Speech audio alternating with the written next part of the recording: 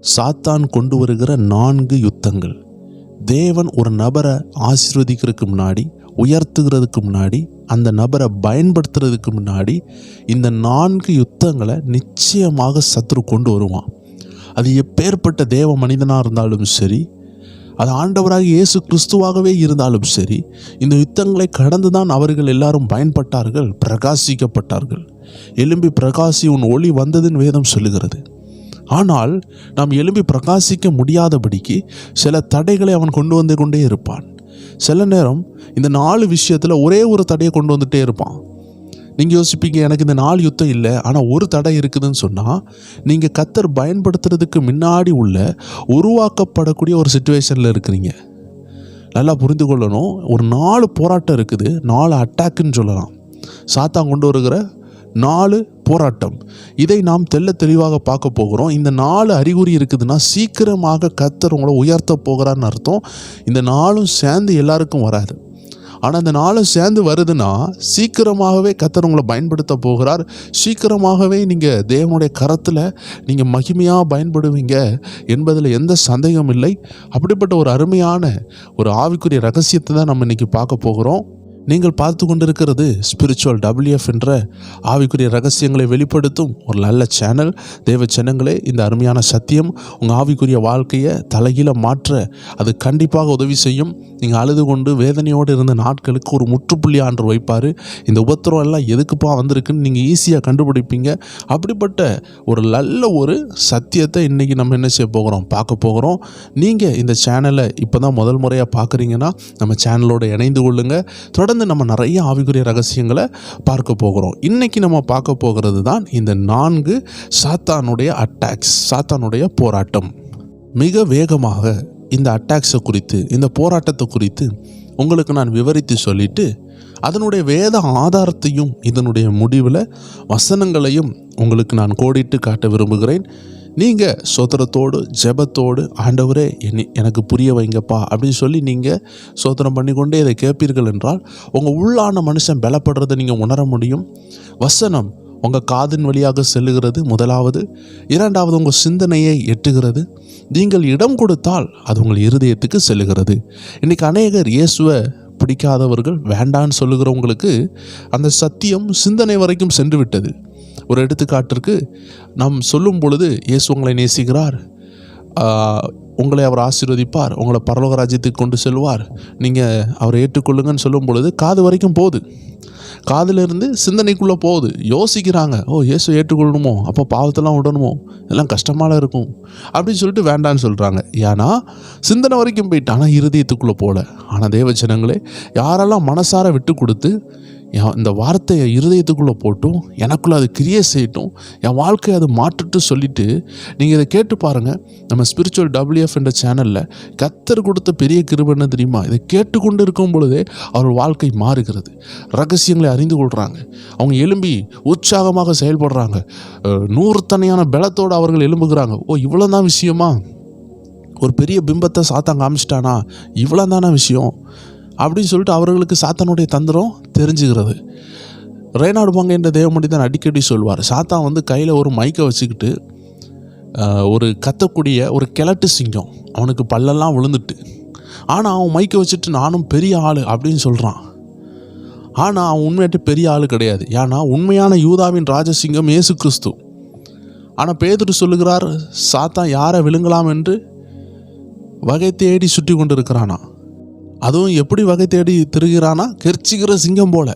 சிங்கம் போல, சிங்கம் அல்ல. நல்ல கவனமாக பாருங்கள். Look likes lion but he is not a real line.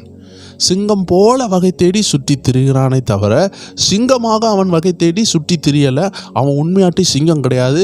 அவனை கீழே வீழ்த்தி, அவனை சிலுவையில் அறைந்து, அவனுடைய எல்லா கிரியைகளையும் நிர்மூலமாக்கின, அவனை அந்தரங்கமான கோலங்கள், அதாவது அவனை வெளியரங்கமாக்கி அவனுடைய எல்லா ரகசியங்களையும் வெளியே கொண்டு வந்து உடைச்ச ஒரு ஆள் உண்டு.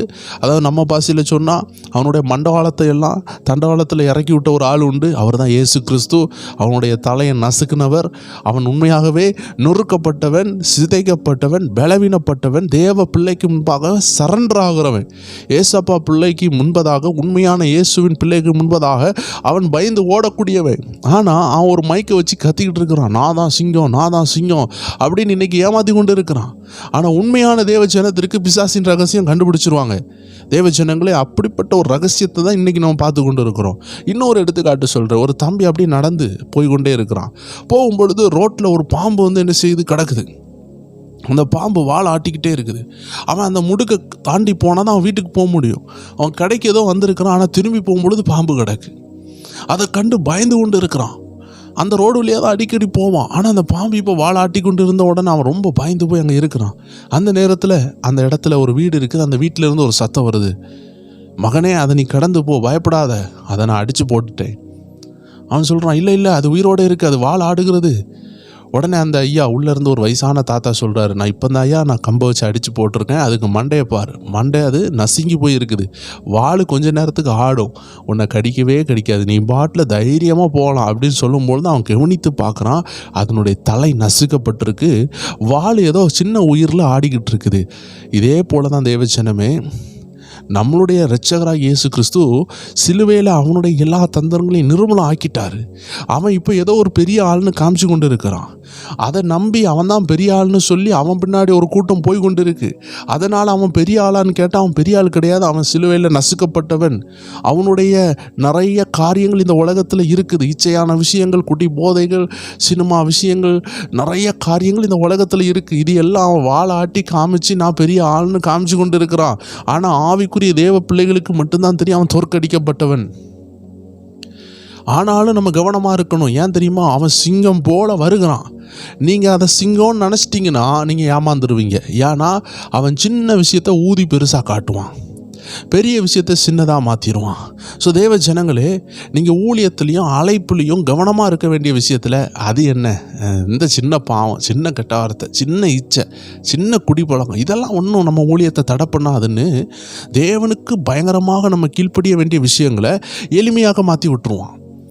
ஆனால் ஒரு பெரிய விஷயமாக சின்ன விஷயத்தை எடுத்து கொண்டு வந்து காட்டுவான்.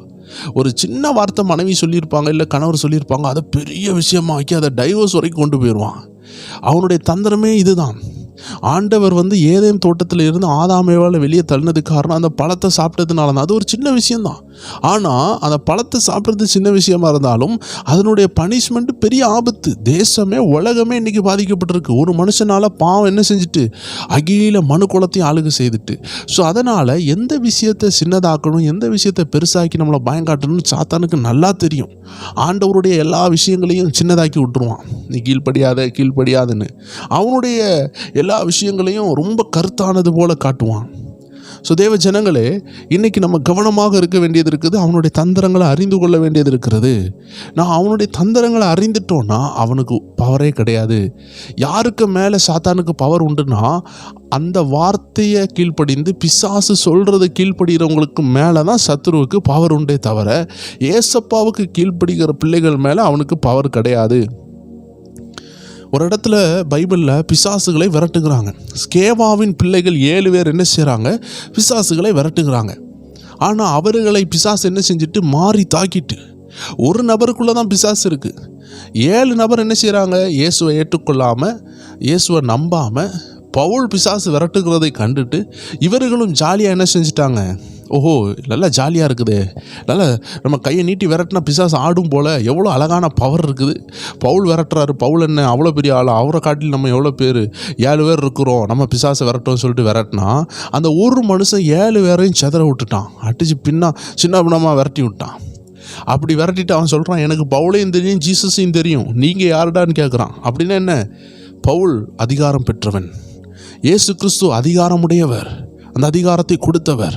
நீங்கள் 7 பேரும் இயேசுவை ஏற்றுக்கொள்ளாதவன், என் முன்னாடி ஒன்றும் இல்லைன்னு சொல்லிட்டு விரட்டி விட்டுட்டான். ஸோ தேவ ஜனமே, உண்மையாட்டே ஏசப்பாவை கீழ்ப்படிந்தால் பிசாசு நடுங்குவான். அதனால தான் இந்த 4 ரகசியங்களை நம்ம பார்க்க போகிறோம். நீங்கள் தேவனுடைய ஆசீர்வாதத்துக்கு கிட்ட இருக்கிறீங்க, தேவனால் பயன்படுத்தப்பட போகிறீங்க, நல்ல பிஸ்னஸில் ஒரு உயர்வு வரப்போகிறது, உங்கள் மூலமாக தேசம் ஆசீர்வதிக்கப்பட போகிறதுனா உங்களுக்கு இந்த 4 யுத்தம் வரும். இந்த 4 யுத்தத்தில் நிறைய பேர் மாட்டிக்கொண்டு இருப்பீங்க. இந்த யுத்தங்களை நீங்கள் கண்டுபிடிச்சி ஜெயித்துட்டிங்கன்னா ஆண்டவர் உங்களை பயங்கரமாக ஆசீர்வதிப்பார். நான் நிறைய பெரிய பெரிய ஊழியர்களை பார்க்குறேன், பிசாசு கொண்டு வருகிற இந்த யுத்தங்களில் விழுந்துடுறாங்க. பயங்கர அபிஷேகத்தில் பயன்படுறவங்க தான், ஆனால் பிசாசு கொண்டு வர்ற இந்த யுத்தங்களில் விழுகிற ஊழியர்கள் இருக்கிறாங்க. சரி, முதலாவது யுத்தம் அவன் என்ன சொல்கிறான்னா, உங்களுடைய ஐடென்டிட்டி, உங்கள் அடையாளத்தை அவன் என்ன செய்கிறான்னா சந்தேகப்பட வைப்பான். நீங்கள் ஏசப்பா பிள்ளையான்னு உங்களை சந்தேகப்பட வைப்பான். நான் ஏசப்பா பிள்ளையாக இருந்தும் ஏசப்பா எனக்கு செவி கொடுக்கலையோ, அவர் என் மேலே அன்பா இல்லையோ, என் மேலே கோபமாக இருக்கிறாரோன்னு சந்தேகத்தை உண்டாக்குவான். சில நேரம் ஆண்டு நம்மளை அப்படியே நடத்துவார், அவர் பேசாதது போல இருக்கும். அந்த நேரத்தில் வந்துடுவான். முதல் காரியம் நம்ம பார்த்து கொண்டு இருக்கிறவங்க ஐடென்டிட்டி. நீங்கள் ஏசப்பா பிள்ளையான்னு ஒரு செக் வச்சுருவான். அவன் கொஸ்டின் எழுப்புவான், நீ ஆண்டோடைய பிள்ளைனா இதை செஞ்சு காட்டு அப்படின்னு சொல்லுவான். வேலை இல்லாமல் இருக்கலாம், வருமானம் இல்லாமல் இருக்கலாம், நீ ஆண்டோடைய பிள்ளை தானே, உலகத்தானுக்கு வருமானம் இருக்குது, உலகத்தானுக்கு வீடு இருக்குது, உலகத்தானுக்கு கல்யாணம் ஆகிட்டு, உலகத்தான் பிள்ளை நல்லா படிக்குது, உனக்கு ஏன் இல்லை அப்படின்னு சொல்லுவான். நம்ம உடனே என்ன யோசிப்போம், உலகத்தானுக்கே இருக்குது, நம்ம ஏசப்பா பிள்ளை இல்லை, நமக்கு இன்னும் இல்லையே, என் பிள்ளைக்கு இன்னும் கல்யாணம் ஆகலையே, எனக்கு இன்னும் பிள்ளை பிறக்கலையே, இப்படி ஏதோ ஒரு டென்ஷன். உலகத்தானுக்கு இருக்குது, எனக்கு இல்லையே, நம்ம என்ன அவ்வளோ பாவியா? தேவ ஜனங்களே, நம்ம ஒரு பாடல போகிறதுனால, நம்ம பாவம் செஞ்சதுனால தான் நம்ம அந்த பாடல போகிறோம் நம்ம நினைக்கக்கூடாது. கிறிஸ்தவனாக இருந்து பாடுபடுகிறது பாக்கியம். நம்ம அடிக்கடி அதை பார்த்துருக்குறோம். சீசர்கள் எல்லாரும் அப்போஸ்தலர் நடவடிக்கைகளில் சொல்லுவாங்க, அவருடைய நாமத்திற்காக பாடுபடுறதுக்கு அவங்க சந்தோஷமாக அதை ஏற்றுக்கொண்டாங்களாம். அது ஒரு பாக்கியம்னு நினச்சாங்க. இப்போ ஏசப்பாவுக்காக பாடுபடுறது ஒரு பாக்கியம், அது நம்ம பாவம் செஞ்சதுனால அல்ல. அப்போது அவன் சோதிப்பான். ஆண்டவராகி இயேசுட்ட போயிட்டு அவன் இப்படி தான் சோதிக்கிறான். லூக்கா 4ஆம் அதிகாரம் 3ஆவது வசனத்திலிருந்து பார்த்தீங்கன்னா அவன் சொல்லுகிறான், அப்பொழுது பிசாசு அவரை நோக்கி, நீர் தேவனுடைய குமாரனே ஆனால் இந்த கல் அப்பமாகும்படி சொல்லும் என்றான். எல்லாம் கவனமாக பாருங்க, என்ன சேலஞ்ச் வைக்கிறான் பாருங்க. நீர் உண்மையாட்டே தேவனுடைய குமாரன்னா இதை என்ன செஞ்சிடும், மாற்றிடும் சொல்கிறான். இப்போ உண்மையாட்டே இயேசு தேவனுடைய குமாரனா? குமாரன் தான். அதுக்குன்னு கல்லை மாற்றி காட்டணுமா? ஏன்னா அவன் என்ன சொல்கிறான், நீர் குமாரன்னா கல்லை வந்து மாற்றி காட்டுன்னு சொல்லுகிறான். இதே சேலஞ்சு தான் இன்றைக்கி நமக்கும். நீ ஏசப்பா பிள்ளைனா அப்படின்னு நம்மளை நோக்கி பிசாசு கேட்குறான். நீ ஏசப்பா பிள்ளைனா இந்த உலகத்தில் இருக்கிறவனை காட்டிலும் சிறந்து இருந்து காட்டு, நல்ல பிஸ்னஸை உண்டாக்கு, நல்ல வருமானத்தை சம்பாதிச்சு காட்டு, நல்லா ஆடம்பரமாக வாழ்ந்து காட்டு. உன்னால் ஏன் முடியலை? உன் கூட தான் இயேசு இருக்கிறாரு. உனக்கு ஒரு சபையை கட்ட முடியாதா? உனக்கு ஒரு வீடை கட்ட முடியாதா? உனக்கு உன் பிஸ்னஸை கூட, உனக்கு ஒரு நல்ல வேலையை கூட உனக்கு வாங்க முடியாதா? எத்தனை வேலை மாறிக்கிட்டே இருக்கிற, எல்லாம் உனக்கு வர்றதெல்லாம் சாபம். உன் அம்மா ஒரு சாபம், உன் பிள்ளை ஒரு சாபம், உன் கணவர் ஒரு சாபம். ஏன்னா நீ ஏசப்பாவை ஆராதிக்கிறல்ல, நீ ஏசப்பா பிள்ளைன்னா இதெல்லாம் மாற்றி காட்டுன்னு அவன் சொல்லுவான். நீ சபைக்கு தானே போகிற, இந்த பாவத்தை விட்டு காட்டு, உன் குடும்பத்தை மாற்றி காட்டு. தேவ ஜனங்களே, நம்ம குடும்பத்துக்குள்ளே ரட்சி போடுறதுக்கு சிலப்போ 20 வருஷம் ஆகலாம், 10 வருஷம் ஆகலாம். நம்ம ஜெபிச்ச உடனே அது நடக்காமல் இருக்கலாம். உங்கள் பிள்ளைகள் மாறுறதுக்கு 8 வருஷம் ஆகலாம், 5 வருஷம் ஆகலாம். உடனே நம்ம சபைக்கு போனோன்னே எல்லாம் நடக்கணும்னு அவசியம் கிடையாது. பிசாசு எவ்வளோ அழகாக சொல்கிறான் பாருங்க, ஏசப்பாவை பார்த்து, நீ தேவனுடைய குமாரன்னா கல்லை மாற்றுன்னு சொல்கிறான். அவனுக்கு நல்லா தெரியும் இவர் தேவனுடைய குமாரன் தான்.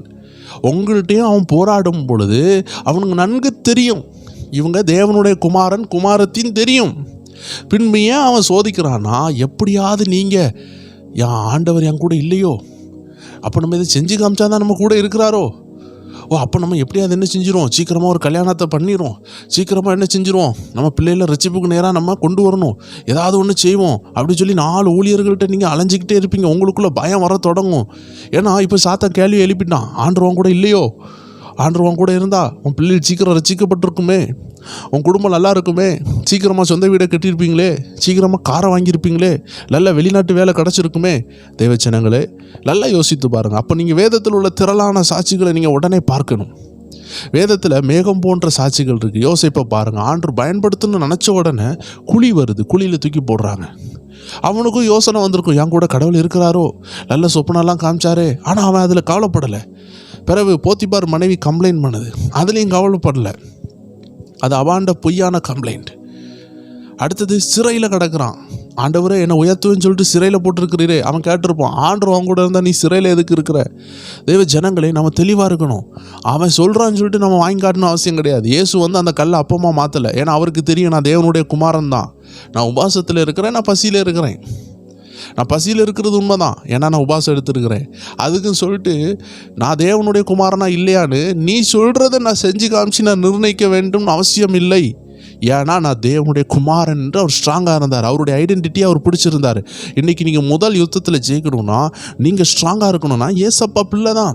சாத்ராக் மேஷாக் ஆபேத்நேகோ சொன்னாங்க, என் ஆண்டவர் என்னை காப்பாற்றினாலும் காப்பாற்றி அவர் தான்ப்பா கடவுள், அவர் தான் என் ஆண்டவர், நான் அவருடைய பிள்ளைகள். இந்த ஒரு தைரியம் நமக்கு வேணும். நான் வீடு கட்டினாலும் கட்டாட்டி அவர் தான் என் ஆண்டவர், அவர் என்னை நேசிக்கிறார். இந்த உபத்திரவத்தின் பாதையில நடத்துகிறாரே தவிர, நான் அவருடைய சிலுவையை சுமந்து வருகிறேனே தவிர அவர் எனக்கு தரமாட்டார்னு கிடையாது. இந்த உலகத்தில் உள்ள சகல பொண்ணு வெள்ளியும் அவருடையது. என் ஆண்டவர் கஷ்டப்பட்ட ஆண்டவர் கிடையாது. என் ஆண்டவர் ஏழ்மையான பாவப்பட்ட பணம் இல்லாத ஆண்டவர் கிடையாது. சகலமும் அவருடையது. இந்த உலகம் அதனுடைய குடிகளும் எல்லாம் கர்த்தருடையது. அவரே அதை கடலுக்கு மேலாக அஸ்திபாரப்படுத்தி அதை நதிகளுக்கு மேலாக ஸ்தாபித்தார் என்று சொல்லப்பட்டிருக்கிறது. இந்த பிரபஞ்சம் எல்லாம் அவருடையது.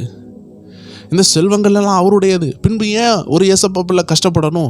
தேவச்சனமே, இந்த பிரபஞ்சத்தையே படைத்தவரை நீங்கள் விசுவாசிக்கணும்னா உங்கள் விசுவாசம் டெஸ்ட் பண்ணப்படும். உங்கள் விசுவாசம் சோதிக்கப்படும். கர்த்தர் உங்கள் கையில் ஒன்று கொடுக்கறதுக்கு முன்னாடி உங்களை சோதித்து நீங்கள் உண்மை உள்ளவனான்னு பார்ப்பார். நீங்கள் அவரை நேசிக்கிறீங்களான்னு பார்க்கார். நீங்கள் அவரை நம்புகிறீங்களான்னு பார்க்குறார். அப்போ அதுக்கு முன்னாடி உங்களை சோதிக்கப்பட ஆண்டவர் அனுமதிக்கிறார். QC டெஸ்ட்டுன்னு சொல்லுவாங்க, குவாலிட்டி செக்கிங். ஒரு பொருளினுடைய உண்மைத்தன்மை, அதனுடைய நம்பகத்தன்மை எவ்வளோன்னு குவாலிட்டி செக்கிங் பண்ணுவாங்க. எல்லா இந்த எலக்ட்ரானிக் பொருளையும் QC டெஸ்டட் அப்படின்னு போட்டிருக்கோம். அப்படின்னா அந்த பொருள் இறக்குமதி பண்ணுறதுக்கு முன்னாடி, அது எல்லாம் தேசத்துக்குள்ளே போகிறதுக்கு முன்னாடி அது நல்ல தன்மை உள்ளதா, உழைக்குமான்னு சொல்லி டெஸ்ட் பண்ணுவாங்க. டெஸ்ட் பண்ணாத எந்த பொருளையும் விநியோகிக்க முடியாது, உபயோகப்படுத்த முடியாது. இப்போ நீங்கள் ஒரு சென்ட் அடிக்கிறீங்க. சென்ட் அடிக்கும்பொழுது உங்களுக்கு ஸ்கின் கேன்சர் வந்துடும்னா அந்த சென்டை விற்பனைக்கு விட மாட்டாங்க. ஏன்னா அதில் ஆபத்து இருக்குது. ஒரு உணவுப் பொருளில் விஷம் கலந்துட்டுனா, இல்லை ஒரு ஜூஸ், நீங்கள் குடிக்கிற நிறையா ஜூஸ் இருக்கும், பலவிதமான ஃபேண்டா, மாசா இப்படின்னு சொல்லி நிறைய இருக்குது, அப்படி தானே? பெப்சி, கொக்கோ கோலா, இதில் எதுலேயோ ஒரு இதில் ஒரு ஆபத்தாயிட்டு ஏதோ விஷம் கலந்துட்டுனா டக்குன்னு என்ன செய்வாங்க, அந்த குறிப்பிட்ட ஸ்டாக்கை நிறுத்துவாங்க. ஏன்னா அதில் இப்போ ஏதோ ஒன்று கூடிட்டு, ஒரு அசுத்தம் ஏதோ கலந்துட்டு உடனே நிறுத்துக்கிறாங்க. இல்லை கவர்மெண்ட் என்ன செய்யுது, அதுக்குள்ளே விஷம் இருக்குது, அளவுக்கு மீறின ஏதோ ஒரு கெமிக்கல் இருக்குதுன்னா கவர்மெண்ட் தடை பண்ணுது. இதே போல் குவாலிட்டி இல்லாத எல்லா விஷயமும் தடை பண்ணப்படும். பரலோக விஷயமும் அதே மாதிரி தான். நமக்குள்ளே ஆயத்தம் இல்லைன்னா நம்மளை ஆண்டவர் ஆயத்தப்படுத்துவார். அவர் கஷ்டப்பட்ட ஆண்டவர்னால நம்மளை கஷ்டத்தில் நடத்தலை. அவருக்கு பணம் தர முடியாததுனால நம்மளை ஏழ்மையாக வைக்கல. அவர் உங்களை கோடீஸ்வரனாக மாற்ற முடியும். ஆனால் அவர் சொல்கிறாரு, கோடியிலையும் மேலான ஒரு விஷயம்தான் நீங்கள் இன்றைக்கி அனுபவித்து கொண்டு இருக்கிறீங்க. இன்றைக்கி எத்தனையோ கோடீஸ்வரன்ட்ட இல்லாத ரட்சிப்பை நீங்கள் அனுபவிக்கிறீங்க. அந்த ரட்சிப்பினுடைய விலை தெரியுமா? இன்றைக்கி கிறிஸ்தவர்களாக இருக்கிற தேவ பிள்ளைகளுக்கு பணத்தை காட்டிலும் ரட்சிப்பை நேசிக்கிற அனுபவம் வந்திருக்கா? ஆண்டவருடைய அழைப்பை நேசிக்கிற அனுபவம் வந்திருக்கா? கோடி என்கிட்ட இல்லைடா, ஆனால் பைபிள் என்கிட்ட இருக்குன்னு சொல்லி பைபிளை நெஞ்சோடு அணைச்சி வச்சு ஏசப்பாவுக்கு நன்றி சொன்ன நாட்கள் உண்டா? என்னைக்கு தான் நம்மளுடைய லைஃப்பில் பரலோக விஷயம், வேதாகமோ, ரட்சிப்பு, அவருடைய ரத்தம், ஏசப்பா என்னைக்கு இந்த உலகத்தை காட்டிலும் நம்மளுக்கு பெரியவராக தோன்றுகிறாரோ அன்னைக்கு தான் நம்ம பிசாசை நம்ம ஜெயிக்க ஆரம்பிக்கிறோம். முதல் யுத்தத்தை ஜெயிப்போம். இல்லைன்னு வைங்களேன், பிசாசு சொல்லுவான், பாத்தியா நேத்தைக்கு சபைக்கு வந்தான், அவன் இன்னைக்கு பிஸ்னஸில் பெரிய ஆள் ஆகிட்டான், அவன் பாத்தியா சர்ச்சில் பெரிய ஆளாக சாட்சி சொல்லிட்டு இருக்கான், பாஸ்டர் எப்போ அவனை தான் கூப்பிட்டு ஃப்ரெண்டில் வைப்பாருன்னு அதை காமிச்சு என்ன செய்வான், நீங்கள் 10 வருஷமாக போயிட்டு இருப்பீங்க, உங்களுக்கு ஒரு ஆசீர்வாதம் இல்லைன்னு அவன் குற்றப்படுத்துவான். நீங்கள் அதெல்லாம் நம்பிட்டு என்ன செய்வீங்க, ஆமாம் நம்மளெல்லாம் ஆண்டவர் நேசிக்கிறாரா, நம்ம வாழ்க்கை இப்படி தான் இருக்குமான்னு நீங்கள் யோசித்து கொண்டு இருப்பீங்க. ஒரு வேளை அவன் என்ன செய்வான், ஒரு 5 வருஷம் 3 வருஷம் அந்த சபையில் இருப்பான், 6வது வருஷம் பின்மாற்றம் அடைஞ்சு அவன் போயிடுவான் பணக்காரன். ஆனால் நீங்கள் 10 வருஷமாக ஆசீர்வாதம் பெறாமல் இருந்தீங்க.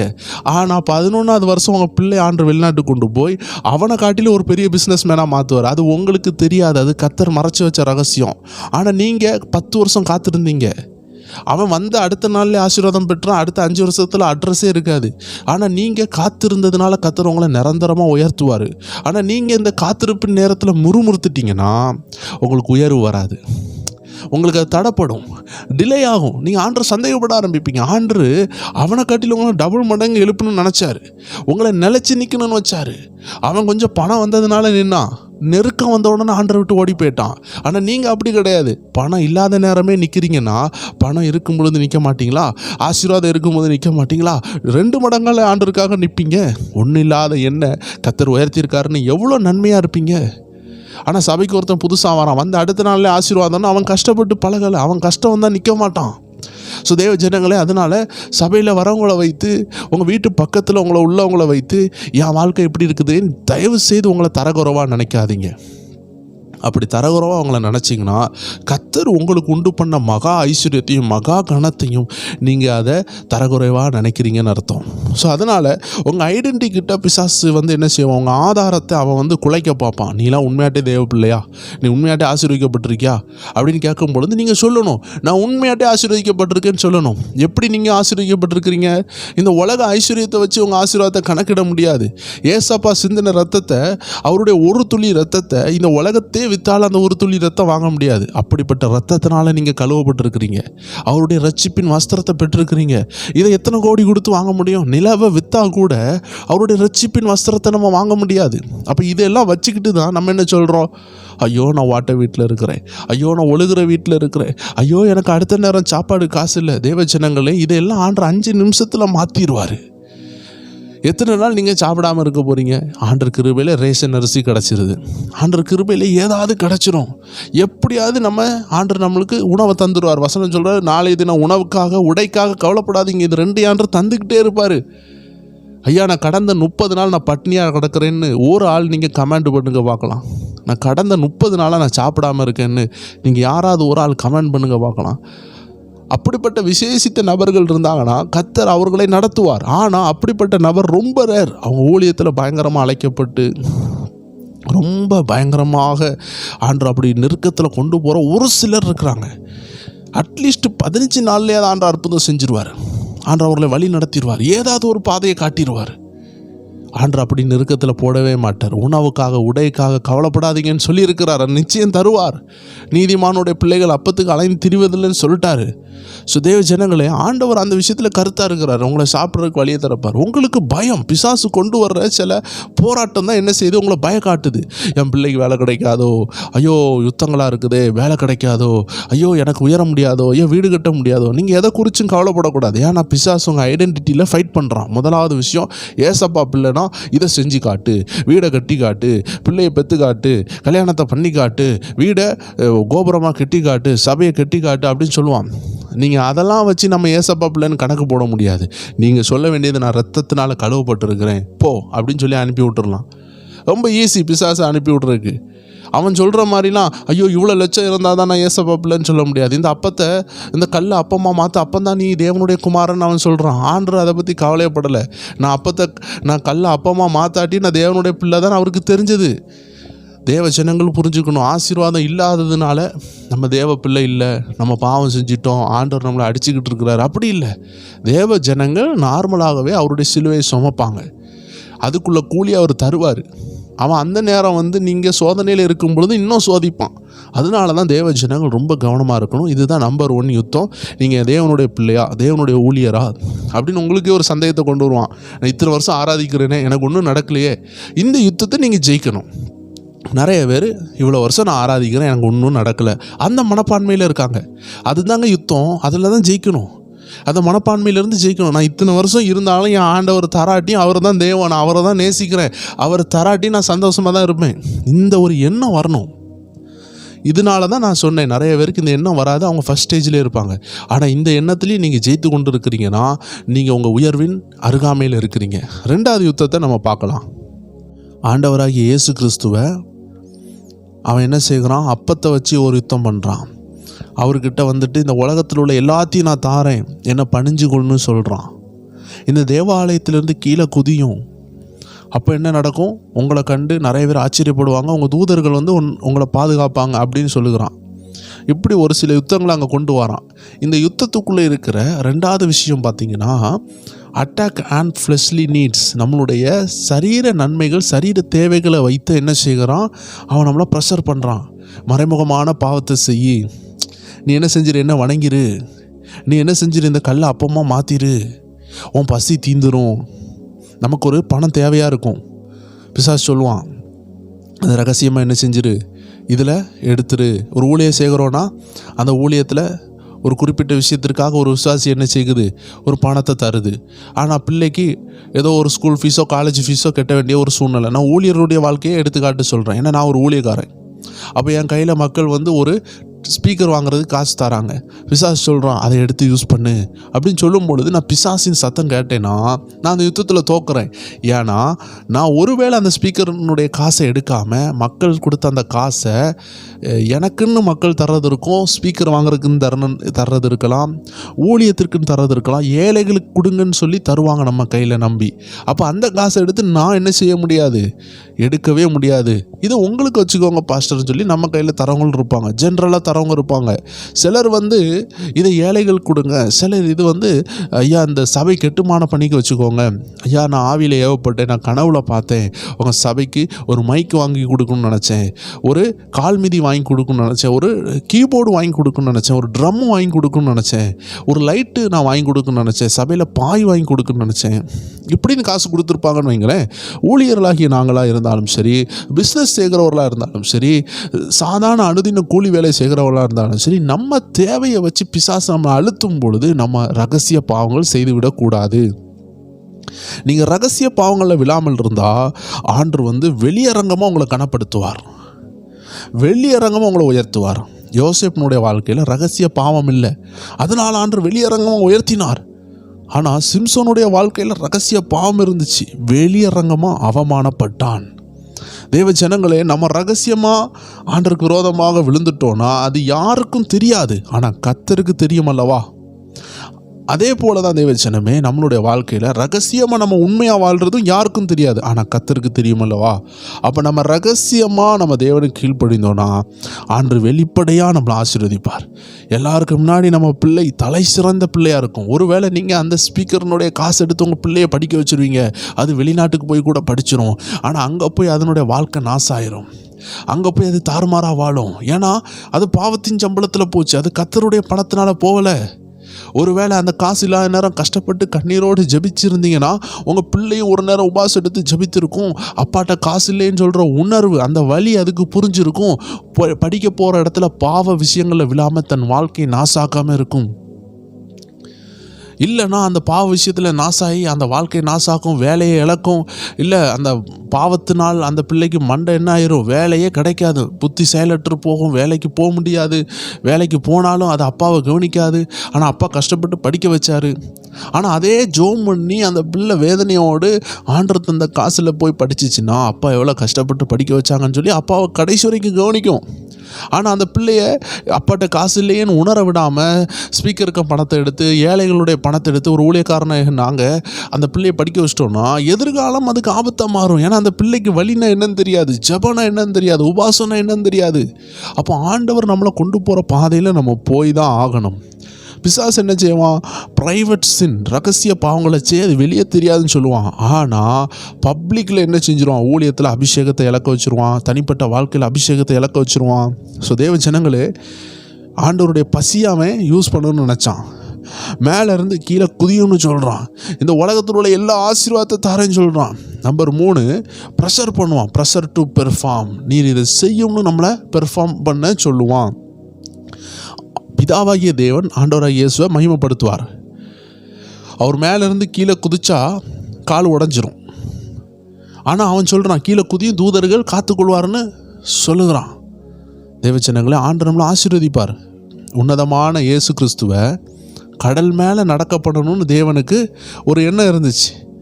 ஆனால் இந்த பிசாசு என்ன செய்கிறான், அதுக்கு முன்னாடியே ஆண்டவருடைய நேரம் வர்றதுக்கு முன்னாடியே நீர் கீழே குதியும், அது காட்ஸ் டைம் கிடையாது. அந்த நேரம் ஒரு வேளை இயேசு குதிச்சிருந்தார்னா அவர் கால் கூட உடஞ்சிருக்கலாம். ஏன்னா அது கர்த்தருடைய நேரம் கிடையாது, அது பிசாசனுடைய நேரம். தேவ ஜனங்களே, பிசாசு சொல்லுவான் இந்த நேரம் இதை செய்யின்னு சொல்லுவான். உனக்கு கல்யாணம் ஆகிறதுக்கு டைம் ஆகும், உனக்கு முன்னாடி 2 அண்ணன்மார் இருக்காங்க, நீ என்ன செய், ஒரு பிள்ளையை லவ் பண்ண தொடங்குன்னு சொல்லுவான். அந்த பிள்ளை மூலமாக அவங்க வாழ்க்கையில் சமாதானமே இருக்காது. அந்த பிள்ளையை கெட்டின பிறகு உங்களுக்கு பிஸ்னஸே இருக்காது, ஊழியமே இருக்காது. ஏன்னா ஆண்டவர் உங்களை நடத்துகிற பாதை இருக்கும், நல்ல லைஃப் பார்ட்னர் தரணும்னு நினச்சிருப்பாரு. ஆனால் நீங்கள் என்ன செஞ்சுருப்பீங்க, பிசாசு சொன்னதை கண்டு பயந்து போய் என்ன செஞ்சுருப்பீங்க, காலத்துக்கு முன்னாடியே சில தவறுகளை பண்ண வச்சுருவான். அதனால தான் அவன் ப்ரெஷர் பண்ணுறான்னு நீங்கள் கவனமாக இருக்கணும். அவன் ப்ரெஷர் பண்ணுறான்னு சொல்லி செஞ்சிடக்கூடாது. ஆபிரகாமுக்கு ஆண்டவர் பிள்ளையை கொடுப்பேன்னு சொன்னார். ஆனால் ஆபிரகாம் என்ன செஞ்சிட்டாரு, நான் இன்னொரு பெண்ணை கல்யாணம் பண்ணி அந்த பிள்ளைகிட்ட எனக்கு ஒரு பிள்ளை பிறந்துச்சுன்னா அந்த பெண்மணிகிட்ட அந்த பிள்ளையும் என்னுடைய பிள்ளை தானே, நான் எத்தனை பேரை கல்யாணம் பண்ணாலும் அந்த பழைய ஏற்பாட்டில் எத்தனை கல்யாணம் பண்ணலான்னு ஒரு ரூல்ஸ் இருக்குது. அதனால பிரச்சனை இல்லாமல் இருந்துச்சு. புதிய ஏற்பாட்டில் ஒரு திருமணம் தான். பழைய ஏற்பாட்டில் அந்த நிறைய திருமணம் பண்ணுறவங்கள கனமாக எண்ணாங்க. ஏன்னா எத்தனை பெண்களுக்கு வாழ்க்கை கொடுத்துருக்காங்கன்னு கனமாக எண்ணாங்க. ஆனால் இந்த காலத்தில் ஆண்டவர் அந்த ரூல்ஸை மாற்றிட்டார். புதிய ஏற்பாட்டில் ஒருத்தனுக்கு ஒருத்தின்னு மாற்றிருக்கிறார். ஆனால் அந்த பழைய காலங்களில் முற்பிதார்கள் 2, 3ன்னு வச்சு அவங்க அந்த பெண்மணிகளுக்கு வாழ்வாதாரத்தை கொடுத்து அவர்களே என்ன செஞ்சாங்க, நல்ல வழியில் வச்சுருந்தாங்க. அவ்வளோ கெப்பாசிட்டி அவங்களுக்கு இருந்துச்சு. இன்னும் அதே அந்த ஃபார்முலாவை ஃபாலோ பண்ணுற நிறைய பேர் இருக்கிறாங்க. பணம் உள்ளவங்க நிறைய பெண்களுக்கு வாழ்க்கை கொடுத்து கூட வச்சுக்கிறாங்க. நான் 50 பிள்ளைகள் உள்ள 80 பிள்ளைகள் உள்ள ஒரு தகப்பன் அப்படின்னு சொல்லி ஆப்பிரிக்கா தேசத்தில் இப்போது இருக்கிறாங்க. அவங்களுக்கு 6 மனைவி இருக்கும், 80 பிள்ளைகள் இருக்கும், இல்லை 50 பிள்ளைகள் இருக்கும். இப்படிப்பட்ட குடும்பம் இன்றைக்கி இருக்குது. ஆனால் புதிய ஏற்பாட்டில் நமக்கு அது கிடையாது. பழைய ஏற்பாட்டில் உள்ள இந்த ஆபிரகாமின் பிதாவுக்கு அந்த உரிமை இருந்தாலும் கூட, அவர் இன்னொரு திருமணம் பண்ணாலும் கூட அது தேவ சித்தம் இல்லாமல் இருந்துச்சு. ஏன்னா அது காட்ஸ் டைம் கிடையாது, காட்ஸ் அப்பாயிண்டட் பர்சன் கிடையாது. அது ஆபிரகாமின் பிள்ளையான்னு கேட்டால் பிள்ளை தான். அது ஆபிரகாமுக்கு உள்ள ஜெனட்டிக்கான்னு பார்த்தா ஜெனட்டிக் தான். ஆனால் அது தேவனுடைய சித்தமானு கேட்டால் இல்லை. அது தேவனுடைய வாக்குத்தத்தமானு கேட்டால் வாக்குத்தத்த சந்ததி இல்லை. தேவச்சனங்களே, கர்த்தர் உங்களுக்கு ஒரு வேலை தாரேன், ஒரு உயர்வு தாரேன், ஒரு திருமண வாழ்க்கையை தாரேன், ஒரு குழந்தையை தாரேன்னு சொல்லும்போது பிசாஸ் ப்ரெஷர் பண்ணுவான். Pressure to perform. உங்களை உயர்த்துவேன்னு அவர் வாக்குத்தத்தம் பண்ணிட்டார்னா சைடு கட்டை உருவாக்க பார்ப்பான், ஷார்ட்கட் உருவாக்க பார்ப்பான், வேறு விதத்தில் உங்களை ஆசீர்வதிக்கும்னு நினைப்பான். திடீர்னு டபுள் ஆலோசனைகள் வந்து கொண்டே இருக்கும், எண்ணங்கள் அப்படியே பறந்து கொண்டே இருக்கும். ஆண்டு சொல்றார், எண்ணங்களை சிறைப்படுத்தி கர்த்தர் திட்டத்திற்கு நம்மளை தாழ்த்த வேண்டும். இது 3வது விஷயம், ப்ரெஷர் டு பெர்ஃபார்ம். முதல் விஷயம் நம்மளுடைய ஆதாரத்தை, அதுதான் ரொம்ப முக்கியமான விஷயம். அதை என்ன செய்வான், நம்ம ஆதாரத்தை அழிக்க பார்ப்பான். நீலாம் ஒரு ஊழியக்காரனா, நீலாம் ஒரு தேவ பிள்ளையான்னு. 2வது விஷயம், நம்மளுடைய மாம்ச தேவைகள்னு ஒன்று இருக்குது. ஸ்கூல் ஃபீஸ் இருக்குது, அது இருக்குது, நம்ம அதெல்லாம் பார்த்தோம். நம்ம தேவையை வச்சு நம்மளை என்ன செய்வான், ப்ரெஷர் பண்ணி கொண்டு இருப்பான். இவ்வளோ தேவை இருக்குதே, அந்த மாம்சத்தில் தேவையான சில விஷயம் இருக்குது. வீடு தேவையாக இருக்குது, ஃபீஸு தேவையாக இருக்குது, பிள்ளைகள் படிக்க வேண்டியது இருக்குது, ஆகாரம் தேவையாக இருக்குது, வருமானம் தேவையாக இருக்குது. அப்போ இதெல்லாம் வச்சு அவன் நம்மளை ப்ரெஷர் பண்ணுறான். 3வது விஷயம், அதை தவறாக எடுத்துகிட்டு வான்னு சொல்கிறான். கர்த்தர் உனக்கு தர்றதுக்கு முன்னாடி நீ தவறாக போய் எடுத்துகிட்டு வா, கர்த்தர் உனக்கு தருவார். ஆனால் அவர் தர லேட் ஆகும்ல. இப்போ ஆண்டவர் சொன்னார், இந்த தோட்டத்தில் உள்ள எல்லா கனியையும் சாப்பிடுங்க, ஆனால் அந்த ஒரு கனியை சாப்பிடாதீங்கன்னு சொன்னாங்க ஆண்டவர்.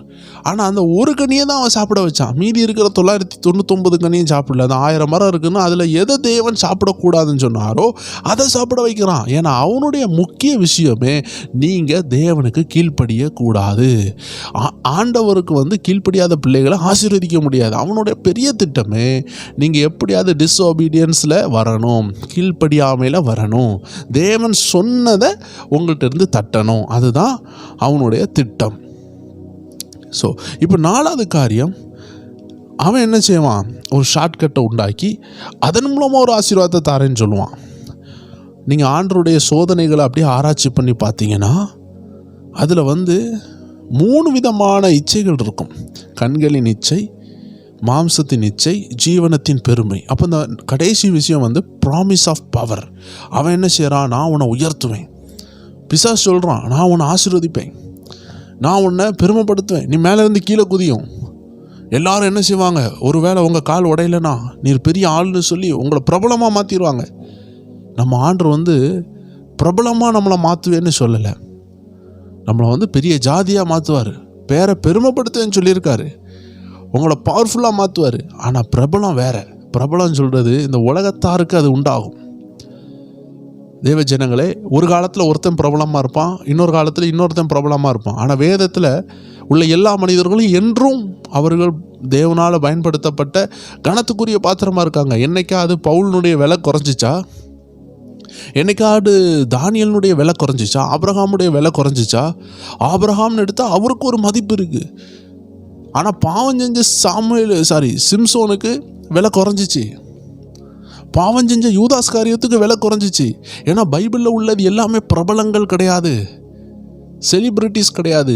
அவர்களெல்லாம் பவர்ஃபுல்லான பீப்புள்ஸ், கமிட்டடான பீப்புள்ஸ். இன்றைக்கு வரைக்கும் அவர்களுடைய பேர் தர குறையலை. இன்றைக்கி உலகத்தில் உள்ள எல்லா ஆக்டர்ஸ் எடுத்துக்கொள்ளுங்க, ஒரு ஆக்டரை காட்டிலும் இன்னொரு ஆக்டர் சிறந்தவராக இருந்தார்னா அந்த ஆக்டர் பெரிய ஆள் ஆயிடுவார். ஆனால் வேதத்தில் அப்படி கிடையாது. ஆபிரகாமுக்கும் ஒரே மதிப்பு தான், பவுலுக்கும் ஒரே மதிப்பு தான்.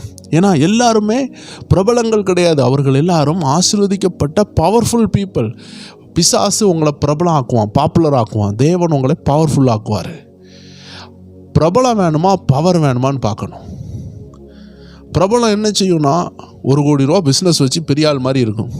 ஆனால் பவர்ஃபுல் என்ன செய்யும் தெரியுமா? 1 ரூபா வச்சு உலகத்தையே கலக்கும். அதான் ஆண்டு சொன்னார், 2 ரூபா போட்டு அந்த விதவை தான்ப்பா, அந்த விதவையை தான் இந்த எல்லார காட்டிலும் நிறைய போட்டான்னு சொன்னார். ஏன்னா அது பவர்ஃபுல்னா என்ன? தன்னிடத்தில் உள்ளது, வேறு சாப்பிட்றதுக்கு வேறு ஒன்றுமே இல்லை, இருந்ததை போட்டாங்க. ஆனால் பணக்காரன் எல்லாம் தன்னிடத்தில் எக்ஸ்ட்ரா இருந்ததை போட்டாங்க, எக்ஸ்ட்ரா இருந்ததை காணிக்க போட்டாங்க. ஆனால் இந்த ஒரு தாய் மட்டும் தன்னிடத்தில் இருந்ததை போட்டாங்க. அடுத்த நேரம் சாப்பாடுக்கு வச்சதை போட்டாங்க. அது 2 ரூபா தான் இருந்துச்சு, அதை போட்டாங்க. கோடீஸ்வரன் என்ன செஞ்சான்? அவன்கிட்ட 1 கோடி ரூபா இருக்குன்னா அவன் 1 லட்ச ரூபா போட்டான். மீதி எவ்வளோ இருக்குது? 99 லட்ச ரூபா அவன் கையில் இருக்குது. 1 கோடி உடையவன் 1 கோடியும் போட்டுட்டான், ஆண்டவர் அவனை கனப்படுத்தியிருப்பார். ஆனால் அவன் அதை செய்யலையே. 1 லட்ச ரூபா உடையவன் 10,000 ரூபா போட்டிருப்பான், மீதி இனி 90,000 ரூபா இருக்கே. ஆனால் இந்த தாயார் அப்படி இல்லையே, 2 ரூபா தான் இருக்குது, அந்த 2 ரூபா காசையும் போட்டுட்டு இனி அடுத்த நேரம் சாப்பாடுக்கு இல்லை. இதுதாங்க பவர்ஃபுல். ஆண்டோடைய பிள்ளைகள் ஆண்டவர் பவர்ஃபுல்லாக மாற்றுவார், பாப்புலராக மாற்ற மாட்டார். பாப்புலர்னா என்ன? நான் 10 கோடி ரூபா வச்சுருந்தேன், நான் சபைக்கு 1 கோடி ரூபா கொடுத்தேன். அதுக்கு அருமை அவருக்கு தெரியாது. ஏன்னா அவருக்கு 10 கோடி ஆல்ரெடி இருக்குது, 1000 கோடி இருக்குது. இந்த 1000 கோடியில் 1 ரூபா 1 கோடி குறைச்சா அவருக்கு ஒன்றும் ஆகலை. ஆனால் இருந்ததே 2 காசு தான், அதை அப்படியே போட்டாங்கன்னா அதுதாங்க சாட்சி. ஆண்டருடைய எல்லா செயலும் பயங்கரமாக இருக்கும். அப்போ பிசாசு ஷார்ட்கட்டில் உங்களை உயர்த்தலாம், ஷார்ட்கட்டில் ஒரு பெரிய பதவியை தந்து உண்மையான உயர்வை திருடணும்னு நினைக்கிறான். ஸோ தேவ ஜனங்களே, 4 காரியங்களை நம்ம பார்த்தோம். முதல்ல ஆதாரத்தை திருடுவான், நீங்கள் தேவ பிள்ளையான்னு சந்தேகத்தை உண்டாக்குவான். 2வது உங்கள் தற்சமய தேவைக்காக. ஏசாவை பாருங்கள், ஏசா என்ன செய்கிறான்? ஒரு கூழுக்காக தன்னுடைய சேஷ்ட புத்திரத்தை விற்று போட்டார். அப்படின்னா உங்கள் தற்சமய தேவையை உபயோகப்படுத்தி உங்கள் பெரிய ஆசீர்வாதத்தை உருகிடுவான். அதுலேயும் நீங்கள் தோக்கலை, 2வது விஷயத்துலையும் தோக்கலைன்னா 3வது என்ன செய்கிறான்? ப்ரெஷர் பண்ணுறான், இதை செய், மேலேருந்து கீழே குதியும், தூதர்கள் பாதுகாப்பாங்க அப்படின்னு சொல்லி தேவத்துக்கு விரோதமான ஆபிரகாம் தவறுனது போல் தேவ சித்தத்தை விட்டு தவறுறதுக்கு ஒரு டூப்ளிகேட் ஆப்ஷன் தருவான். சந்தோஷமாக வாழ்கிறதுக்கு, உலக இன்பங்களை பெற்றுக்கொள்கிறதுக்கு யோசேப்புக்கு ஒரு வழி இருந்துச்சு. அந்த பொம்பளையே தவறாக நடக்கிறதுக்கு முயற்சி பண்ணது. ஆனால் யோசேப்பு அதில் விழலை, யாருக்குமே தெரியாது. ஆனால் கர்த்தருக்கு தெரியும் அல்லவா? அவன் கர்த்தருக்கு பயந்து நடந்தவன், அதனால் அதையும் ஜெயித்தான். அப்படி ஜெயித்தா கடைசியில் இன்னொரு யுத்தம் வருது. நான் உயர்த்துவேன், நான் ஆசீர்வதிப்பேன், எல்லாமே தருவேன். பெரிய பெரிய தேவ மனிதர்கள் நிறைய பேர் தான் கடவுள் சொல்லி நிறைய பேர் விழுந்துட்டாங்க. இந்த லாரி பிரசங்கியான்னு சொல்கிற ஒரு தேவ மனிதர் சொடக்கு போட்டாலே மரித்தவர்கள் எழும்புவாங்களாம். அவ்வளோ பயங்கரமான தேவ மனிதர். கடைசியில் நான் தான் இயேசுன்னு சொல்லிட்டு மரிச்சிட்டாரு. அமெரிக்காவில் செய்தி கொடுத்து கொண்டிருக்கும் பொழுது ஒரு தேவ மனிதனுடைய கண்களிலிருந்து அக்கினி புறப்பட்டு வருமா. அப்படிப்பட்ட ஒரு தேவ மனிதன் கடைசியில் நான் தான் ஜீசஸ்ன்னு சொன்னார். அவர் 14 மணிக்கூர் ஜெபிப்பாரான் தினமும். காரணம் என்னென்னா, பிசாசால் எந்த யுத்தத்துலேயும் ஒருத்தனை விழ வைக்க முடியலன்னா பெருமை என்ற யுத்தத்தில் விழ வச்சுருவான். இச்சையில் விழ வைக்க முடியல, பண ஆசையில் விழ வைக்க முடியல, வேறு பொருள் ஆசையில் விழ வைக்க முடியல, எதுலேயுமே விழ வைக்க முடியலன்னா பெருமையில் விழ வைப்பான். ஸோ தேவ ஜனமே, இந்த 3 விஷயங்களையும் கவனமாக பார்த்தீங்கன்னா, இந்த 4 விஷயங்கள்லையும் பார்த்தீங்கன்னா 3 சாராம்சம் உள்ள பாவங்கள் இருக்கும். கண்களின் இச்சை, ஜீவனத்தின் பெருமை, மாம்சத்தின் இச்சை. கண்களின் இச்சைனா இந்த எல்லா ஆசீர்வாதத்தை உனக்கு தாரேன்னு சொல்கிறான், இது ஒரு கண்களின் இச்சை. மாம்சத்தின் இச்சைனா அந்த அப்பத்தை சாப்பிடுன்னு சொல்கிறான், பசியாக இருக்கல சாப்பிடு, உனக்கு வீடு தேவை தானே, போ ரகசியமாக ஏதாவது செய், வீடை பாரு, லோன் எடுத்து கட்டு, அவசரப்பட வைக்கிறது, லவ் பண்ணு, உனக்கு கல்யாணம் தேவையாக இருக்குல்ல சீக்கிரமாக லவ் பண்ணு அப்படின்னு வாலிபர்களை ஏமாத்துகிறது, ஷார்ட்கட்டை உருவாக்குறது. இந்த மாதிரி நிறைய சொல்லிக்கொண்டே போகலாம் தேவ ஜனமே. அடுத்ததாக பார்த்தீங்கன்னா ஜீவனத்தின் பெருமை. எல்லாமே உனக்கு வந்துடும் நீ என்ன வணங்கினா. அப்படின்னா என்ன? உனக்கு கோடீஸ்வரனாக மாத்துறேன், ஜீவனத்தின் பெருமையை தாரேன், உன்னை எல்லாரும் வணங்குவாங்க, நீ மேலேருந்து கீழே குதிச்சு கால் உடையலைன்னா நீ தான் சூப்பர் ஸ்டார், அப்போ நீ தான் பெரிய ஆள் அப்படின்னு சொல்லிட்டு பிசாசு என்ன செய்வான்? நிறைய தந்திரங்களை நம்மள்கிட்ட அனுப்புவான். தேவ ஜனங்கள் இந்த 4 யுத்தங்களையும் ஜெயிக்கிறீங்கன்னா உங்கள் ஆசீர்வாதம் கிட்டே இருக்குது. நீங்கள் லூக்கா 4 எடுத்து பார்த்தீங்கன்னா அதில் 13வது வசனம் பார்த்தீங்கன்னா, பிசாசானவன் சோதனையெல்லாம் முடிந்த பின்பு சில காலம் அவரை விட்டு விலகி போனான். பின்பு இயேசு ஆவியானவருடைய பலத்தினாலே கலிலியாவுக்கு திரும்பி போனார். அவருடைய கீர்த்தி சுற்றிலும் இருக்கிற தேசமெங்கும் பரம்பிற்று. ஒரு பெரிய உயர்வு, ஒரு பெரிய அபிஷேகம். பிசாசு அவரை விட்டு போயிட்டான். ஏமாற்ற முடியலை. இவர்கிட்ட இனி நம்ம செல்படி ஆக முடியாது, நம்மளுடைய பருப்பு வேகாதுன்னு சொல்லிட்டு போயிட்டான். அவருடைய மகிமை அவர் மேலே இறங்கினது. இயேசு வல்லமையாக பயன்பட்டார். காணா ஊருக்கு வாரார், அற்புதம் நடக்குது. ஒவ்வொரு இடம் போகிறார், அற்புதம் நடக்குது. தெய்வ ஜனங்களே, நம்மளுடைய உயர்வுக்கு முன்னாடி சோதனைகள் உண்டு. உங்களுக்கு இப்படிப்பட்ட சோதனையில் இருக்குதுன்னா நீங்கள் புரிஞ்சு கொள்ளுங்கள், உங்கள் ஆசீர்வாதம் கிட்ட இருக்குது. நீங்கள் தேவனுக்காக பயன்பட போகிறீங்க. அப்படிப்பட்டவங்கள தான் பிசாசு என்ன செய்ய வைப்பான்?